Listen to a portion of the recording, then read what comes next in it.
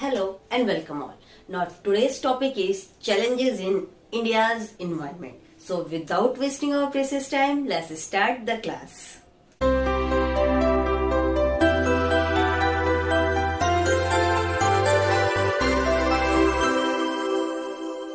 India में environment को जो चैलेंज है वो बहुत ब्रॉडली देखें तो दो तरीके में आ जाएगा। एक तो degradation of vegetation, degradation of soil, degradation of forest, है ना। और दूसरी बात को देखें तो पोल्यूशन इफेक्ट आता है।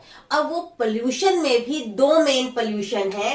एक तो हमारा हो गया एयर पोल्यूशन और दूसरा हमारा हो गया वाटर पोल्यूशन। अगर हम एयर पोल्यूशन की बात करें तो ऐसे पोल्यूटेंट प्रेजेंस हो एयर में जो कि स्मोक हो या डस्ट पार्टिकल हो, उसको की इनहेल करने से which are harmful to human being और and our surrounding environment. Water pollution में क्या है, ऐसे सब्सटेंस हमारे टॉक्सिक सब्सटेंस जो कि वाटर में जाके कंसंट्रेट हो जाए, जो कि रिवर है, स्ट्रीम है और जितने भी वाटर बॉडीज हैं उन सब में डिसॉल्व हो जाए, तो वो क्या हो जाएगा, हमारे वाटर का जो एक्चुअल पोजीशन है उसको सस्पेंड कर देगा और वो जो कोई भी इनटेक करेगा उसके लिए हार्मफुल हो जाएगा। When toxic substance enter river, stream and other water bodies and get dissolved or lie suspended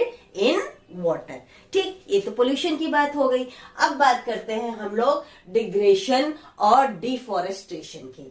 ठीक, लैंड डिग्रेडेशन क्या है, जब कभी भी सॉइल की क्वालिटी खराब हो जाए, हमारे वाटर की क्वालिटी खराब हो जाए, वेजिटेशन की क्वालिटी खराब हो जाए, तो ऐसे एक्टिविटी को हम कहते हैं ये हमारा डिग्रेडेशन हो गया। और that all caused by human activity, वो ह्यूमन एक्टिविटी के वजह से हमारा डिग्रेड हो गया। अब वो क्या हो सकता है कि भाई वहां पे हमारा अर्बनाइजेशन हो रहा हो, इंडस्ट्रियलाइजेशन हो रहा हो, है ना, किसी भी कॉज की वजह से वो हमारा लैंड डिग्रेड हो रहा है। ठीक, या फिर कह सकते हैं कि पूरी नॉलेज नहीं है इस वजह से हो रहा है। फिर है हमारा डिफॉरेस्टेशन, बहुत ज्यादा अंधाधुंध पेड़ों की कटाई होना। अब ये पेड़ों की कटाई दो तीन कारणों से हो सकती है। एक तो क्या है, इंडस्ट्रियलाइजेशन को प्रमोट करने के लिए अब वो स्टैब्लिश कहाँ करें, स्टैब्लिश करने के लिए हमको कुछ ऐसे प्लेस चाहिए होते हैं जहां पे कि बहुत ज्यादा पॉपुलेशन ना हो। ठीक, अब दूसरा कारण क्या हो सकता है, अर्बनाइजेशन। अब अर्बनाइजेशन यानी कि कॉलोनीज को स्टैब्लिश करने के लिए भी हमें पेड़ों की कटाई करनी पड़ती है, पेड़ों को काट दिया जाता है और फिर इस तरीके से काटा जाना जो कि वो दोबारा वहां पे पेड़ नहीं हो, वो जो पेड़ है वो दोबारा ग्रो नहीं हो। ठीक, तो ऐसे पेड़ों की कटिंग को हम कहते हैं deforestation. Involve permanent destruction of indigenous forest and woodens. ठीक है, तो ये तो हो गया हमारा डिफॉरेस्टेशन। डिफॉरेस्टेशन का सबसे मेन कारण होता है इंडस्ट्रियलाइजेशन और अर्बनाइजेशन। ठीक, देन है हमारा soil erosion. Soil erosion takes when surface soil is washed away through heavy rain or a flood। जो भी बहुत ज्यादा फ्लड आते हैं या बहुत हैवी रेन होती है, मतलब कि जरूरी नहीं कि वो फ्लड ही है, फ्लड में तो सभी बह जाएगा ना। कभी कभी हैवी रेन से भी सॉइल के जो ऊपर की लेयर है वो वॉश हो जाती है, जो कि फर्टाइल होती है ना। इसी वजह से क्या होता है कि वहां पे हम बहुत अच्छे तरीके से फार्मिंग वगैरह नहीं कर सकते। बायोडाइवर्सिटी लॉस क्या है, it's describe the enormous variety of life on earth, है ना। हमारे अर्थ पे इनॉमरस वैरायटी है, that is it refer to every living thing including plant, bacteria, animal and human. But due to some unavoidable circumstances, we lost some varieties of life on the earth। अगर साथ साथ इसको नहीं लिख रहे थे तो इसका एक स्क्रीनशॉट ले लो। अच्छा, अब हम लोगों ने देखा कि इंडिया में एनवायरनमेंट को चैलेंजेस कैसे हैं और क्या हैं, ठीक है। अब हमें ये समझना चाहिए कि अगर वो चैलेंजेस आ रहे हैं, अगर वो आ रही है प्रॉब्लम, तो उसका कॉज क्या है? उसका कॉज है पॉपुलेशन।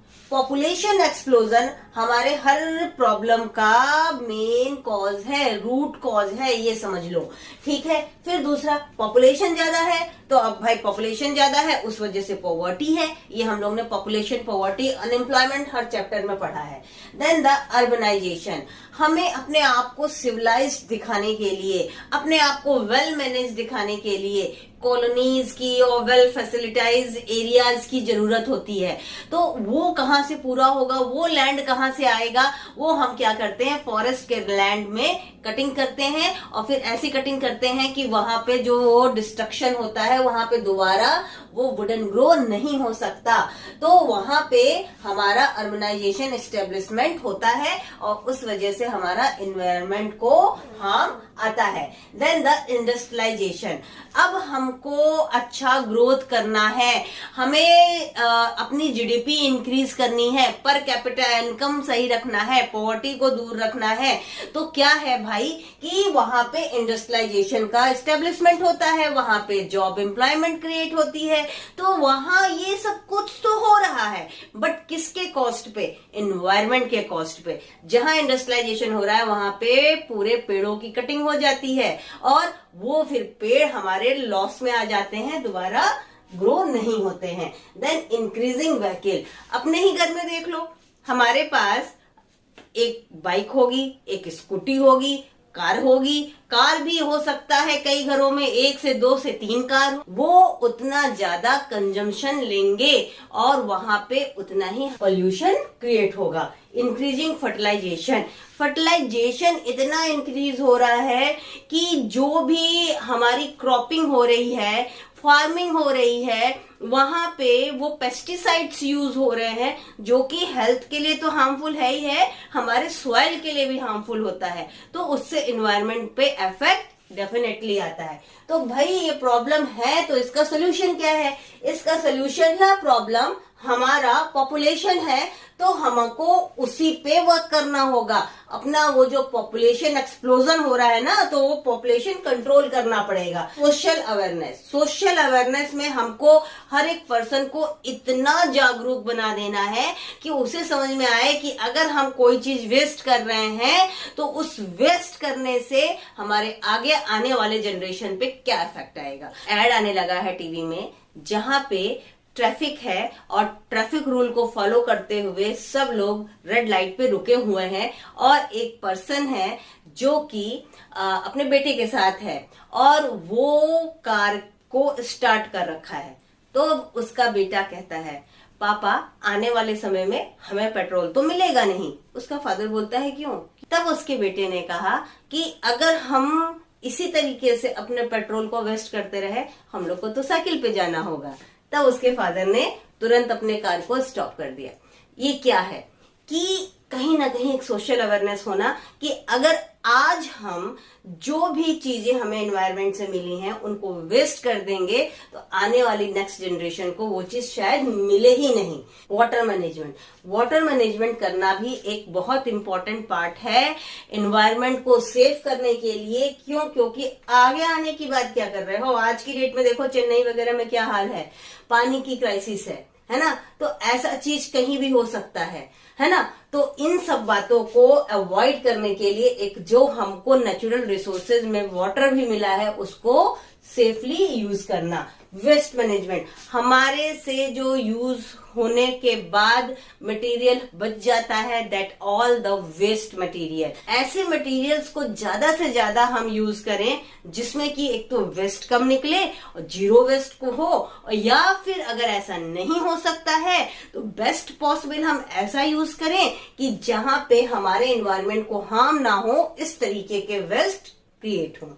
Legal measurement. भाई अगर इन सब बातों से भी कोई नहीं मान रहा है तब तो लीगल मेजरमेंट होना बहुत जरूरी है, और थ्रू लॉ भी अवेयरनेस जनरेट किया जाता है। मुझे ऐसा लगता है कि ये छोटा सा इजी सा टॉपिक तुम लोग को बहुत अच्छे से समझ में आ गया होगा। अगर मेरे क्लास में आज तुम पहली बार हो, नए हो, तो चैनल को सब्सक्राइब करना बिल्कुल नहीं भूलना, और अपने फ्रेंड्स में इसको शेयर करना भी नहीं भूलना। साथ ही साथ लाइक का बटन जरूर दबाना, इससे मुझे बहुत खुशी मिलती है, इंकरेजमेंट मिलता है।